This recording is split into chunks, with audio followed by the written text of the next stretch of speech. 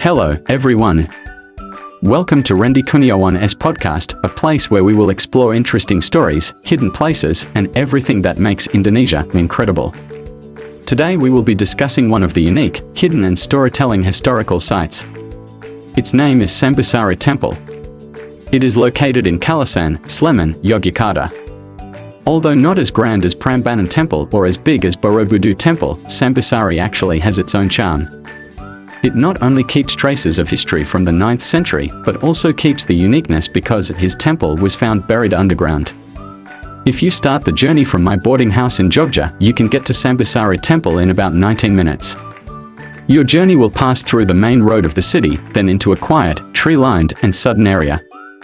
You will see an iron fence that surrounds a large hall, and there Sambisari Temple stands quietly. But the question is, how could the temple be underground?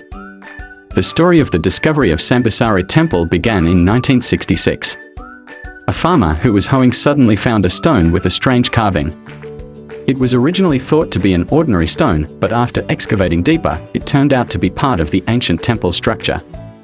Major excavations were carried out. And after many years, it was revealed that under that field, there was a temple complex buried about 6.5 meters below the surface of the ground today.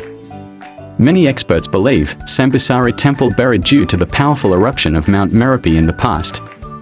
The eruption produced volcanic ash so thick that it covered the entire temple complex slowly, like a blanket drowning it in silence.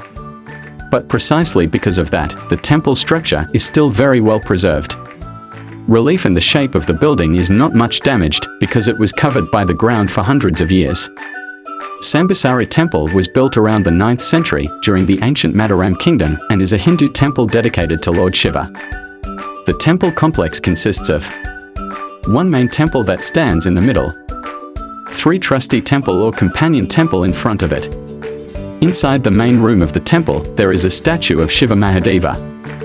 Meanwhile, statues of Durga, Ganesha, and Agastya are in the recesses of the temple walls.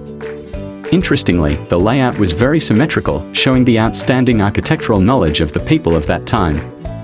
The large stones are neatly arranged without cement, only with precise key techniques. Sambisari Temple reminds us that history sometimes hides, waiting to be rediscovered. That something that looks ordinary, like a farmer's field, could just hold the legacy of an ancient civilization. Sambisari is proof that the past is alive if we are to seek it. See you in the next episode, with other historical and cultural stories of the rich land of Indonesia.